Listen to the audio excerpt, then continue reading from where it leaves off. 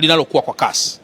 na ambalo linakisiwa mpaka ifikapo mwaka 2030 litakuwa ni moja ya majiji makubwa tunaita mega cities ambazo zitakuwa zinakuwa kwa kasi sana, na inatajwa kwamba ni moja majiji 7 Afrika yanayokuwa kwa kasi kubwa sana. Sasa kuna changamoto moja, tunazo changamoto za usafiri kwa ujumla. Kuna foleni kubwa sana. Je, foleni hii nini mchango wa TRC katika ku unlock hiyo problem? Ndio maana nimekuja hapa leo kuweza pia kuzungumza kwa kina, na amenithibitishia kwamba mpaka sasa tayari kuna mipango ya awali chini ya Mheshimiwa Dr. Samia Suluhu Hassan ya kuanza na masuala ya kuistadi namna gani wanaweza kujenga reli hii sasa ya abiria ambayo itakuwa inazunguka hapa kwetu Dar es Salaam, na itakuwa ni njia mojawapo ya kudecongest magari mengi ambayo yanakuja ndani ya mji, lakini pia itakuwa ni njia mojawapo pia ya kufanya abiria wengi pia waweze kutumia reli, lakini pia itakuwa ni njia mojawapo ya kuhamasisha utalii ndani ya mji wetu, na pia itakuwa ni njia mojawapo pia ya kuwa manufaa pia katika vitu vingine.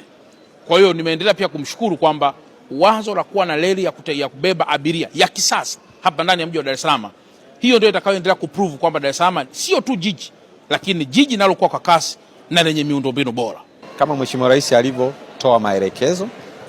kwenye hotuba zake na ahadi zake wakati wa uchaguzi,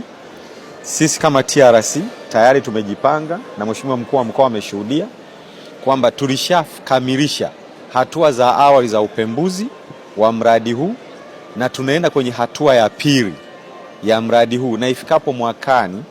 tutaanza hatua ya ujenzi wa reli za mjini. Kwa hiyo sisi